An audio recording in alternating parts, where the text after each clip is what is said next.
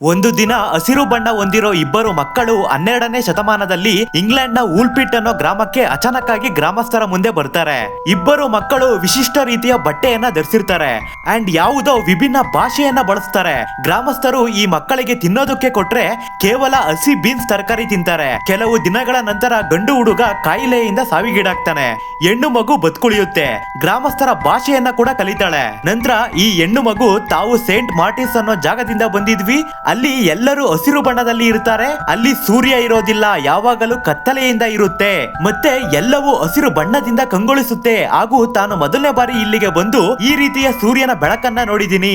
ತಮ್ಮ ಜಾನುವಾರುಗಳನ್ನು ಹುಡುಕಿ ಬಂದ ಸಂದರ್ಭದಲ್ಲಿ ಒಂದು ಗುಹೆ ಕಾಣುತ್ತೆ, ಅಲ್ಲಿಂದ ನಾವು ಇಲ್ಲಿಗೆ ಬರ್ತೀವಿ ಅಂತ ಹೇಳುತ್ತೆ. ಇಡೀ ಪ್ರಪಂಚದಲ್ಲಿ ಸೇಂಟ್ ಮಾರ್ಟಿನ್ಸ್ ಅನ್ನೋ ಈ ರೀತಿಯ ಜಾಗವೇ ಇಲ್ಲ. ಇವತ್ತಿಗೂ ಸಹ ಗ್ರೀನ್ ಚಿಲ್ಡ್ರನ್ ಆಫ್ ಊಲ್ಪಿಟ್ ಅಂದ್ರೆ ಇತಿಹಾಸದಲ್ಲೇ ಬಗೆಹರಿಯದ ಕಗ್ಗಂಟು.